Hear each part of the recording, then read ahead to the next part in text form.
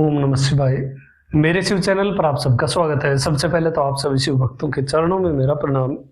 बात करते हैं महान शिव भक्त महर्षि लोमस के बारे में। महर्षि लोमस एक महान शिव भक्त हुए जिन्हें दीर्घायु प्राप्त हुई, और बहुत ही ज्यादा दीर्घायु, सिंपली वाली नहीं, बहुत ज्यादा लंबी उन्हें आयु प्राप्त हुई। किस प्रकार से उन्हें ये आयु प्राप्त हुई उसके बारे में बात करेंगे, किंतु उससे पहले आप सभी शिव भक्त कैसे हैं और आपके क्षेत्रों में गर्मी कैसी क्या पड़ रही है। इस भयंकर गर्मी में आपकी शिव पूजा में कोई विघ्न तो नहीं आ रहा है।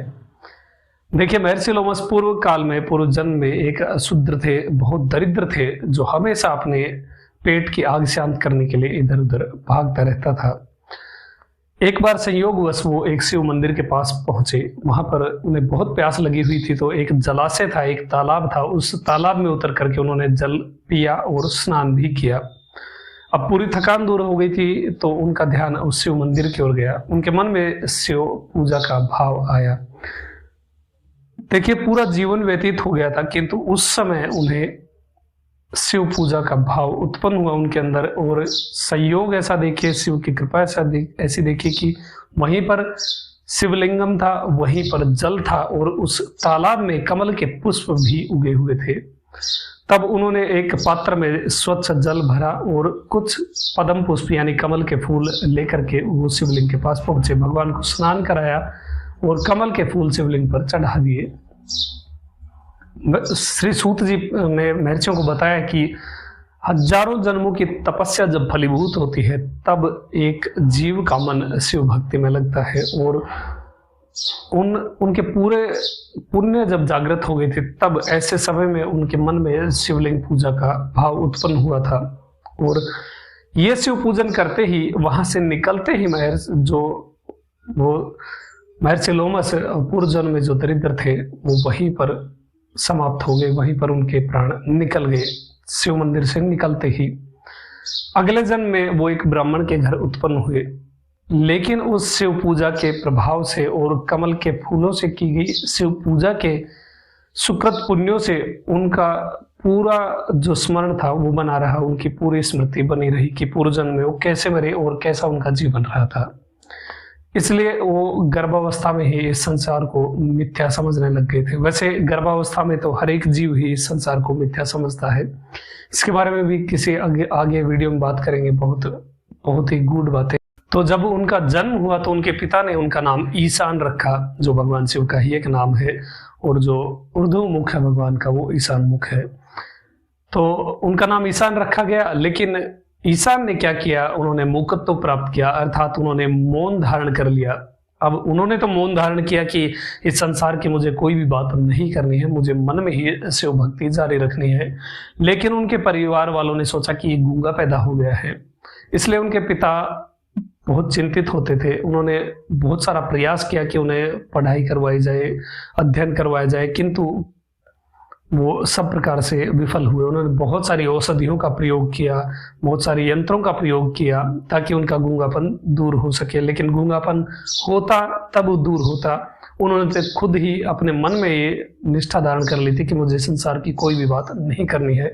हालांकि वो बोल सकते थे, लेकिन उन्होंने गूंगा बनना ही उचित समझा। अब ईशान क्या करते, वो अन्न को त्याग दिए थे, केवल फलाहार करते थे, और रात को जब सब सो जाते थे तब वो शिव मंदिर जाते और कमल के पुष्पों से शिवलिंग की पूजा करते, और वापस आकर के सबके जागने से पहले वापस से सो जाते थे। देखिए, अभी आर्द्रा नक्षत्र गया तो मैंने कमल से शिव पूजा के बारे में बताया था। तो कमल का अपना ही एक महत्व है, भगवान शिव इससे बहुत प्रसन्न होते हैं। तो जब भी प्रतीक्षा मत करिए कि आर्द्रा नक्षत्र आएगा तब ही हमको कमल चाहिए। जब भी आपको कमल प्राप्त हो जाए, आप शिवलिंग का पूजन करिए, क्योंकि वही समय अच्छा होता है जिस समय में आप शिव पूजन करते हैं। हाँ, आर्द्रा नक्षत्र, कृतिका नक्षत्र, इनका लाभ आपको विशेष प्राप्त होता है। लेकिन मान लीजिए कमल अभी आपको प्राप्त हो रहा है, बाद में आर्द्रा नक्षत्र के समय नहीं प्राप्त हो पाए, तो अभी उसे लेकर के शिवलिंग पर अर्पित कर दीजिए, शिवलिंग पर चढ़ा दीजिए, भगवान की पूजा करिए उससे। अब ईशान का गूंगापन दूर हो ही नहीं सकता था, क्योंकि उन्होंने स्वयं इसे धारण किया हुआ था। उनके पिता बहुत चिंतित रहते, और काल की गति के अनुसार जब उनकी मृत्यु हो गई, तब ईशान के परिवार वालों ने, उनके जो बंधु बांधव थे, उन्होंने ईशान का त्याग कर दिया। उन्होंने सोचा कि ये गूंगा है और जड़ बुद्धि है, इसलिए इसको पास रखने से कोई भी तात्पर्य नहीं है, और ईशान का उन्होंने त्याग कर दिया। इस बात से ईशान बहुत प्रसन्न हुए, क्योंकि अब उनकी शिव भक्ति में किसी भी प्रकार का विघ्न बचा ही नहीं था। वो शिवलिंग की पूजा में निरत हो गए, शिव भक्ति में लग गए, और अनेकों अनेक प्रकार के कमलों से वो शिव की पूजा करते थे। बहुत समय बीत जाने पर भगवान उन पर प्रसन्न हुए और उन्हें दर्शन दिया। भगवान ने ईशान को वरदान मांगने के लिए कहा। तब ईशान ने कहा कि मुझे अमरता चाहिए। भगवान ने कहा, जो भी नाम धारण करता है और जो पैदा हुआ है वो अवश्य ही मृत्यु को प्राप्त होगा, इसलिए तुम कोई दूसरा वरदान मांगो। तुम्हें दीर्घायु चाहिए तो मैं तुम्हें एक वरदान ये देता हूं कि हर एक कल्प के अंत में तुम्हारे शरीर का एक रोम टूट करके गिर जाएगा, और जब सारे रोम गिर जाएंगे तब तुम्हारी मृत्यु होगी, और मृत्यु के पश्चात तुम मेरे गण बन। ऐसा वरदान देकर के भगवान वहां पर अंतर्ध्यान हो गए। इसी दिन के बाद ईशान का नाम लोमस पड़ गया, और वो शिव भक्ति में ही अपना जीवन व्यतीत कर रहे हैं, अब भी कर रहे हैं महर्षि लोमस। और देखिए हमारे शरीर में कितने रोए होते हैं, कितने रोए होते हैं। एक कल्प बीत जाने पर एक ही रोआ गिरता है, तो उनकी आयु सोच लीजिए कितनी है।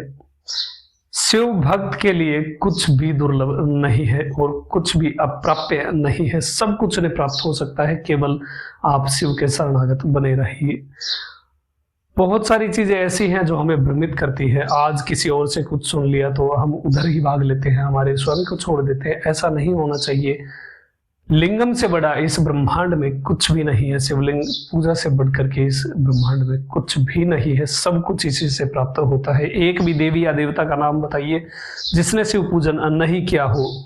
सब ने जो कुछ भी प्राप्त किया है, जो जितने भी बड़े पद पर वो विराजित हुए, प्रतिष्ठित हुए, वो सब केवल शिवलिंग पूजा के दम पर ही हुआ है। और आप भी, आप सभी शिव भक्त बहुत पूजनीय है, क्योंकि आप शिवलिंगम का पूजन करते हैं, आप ब्रह्मांड की सबसे बड़ी शक्ति का पूजन करते हैं। और ऐसे आप देख लीजिए कि आप केवल शिव पूजन करते हैं, नॉर्मल देखिए, लेकिन इसका कारण भी तो देखिए कि आपके हजारों जन्मों की तपस्या है ये। आप इतने बड़े तपस्वी हैं जब जाकर के आपके मन में शिव भक्ति उत्पन्न हुई है, क्योंकि शिव भक्ति इतनी आसान नहीं है, बहुत ही दुर्लभ है शिव भक्ति। और यदि आप शिव भक्ति करते हैं तो आप अवश्य ही वंदनीय है, पूजनीय है। इसके बाद महर्षि लोमस शिव तपस्या में निरत हो गए। वो शिव तपस्या ही करते रहते हैं, शिव की भक्ति ही करते रहते हैं, भगवान शिव का ही ध्यान करते रहते हैं। और आज भी वो अनेकों प्रकार के कमलों के द्वारा भगवान शिव की पूजा करते हैं। तो ये थी जानकारी महर्षि लोमस के बारे में। अभी तक के लिए इतना ही। आपका दिन शुभ हो, महादेव कृपा करें। ओम नमः शिवाय।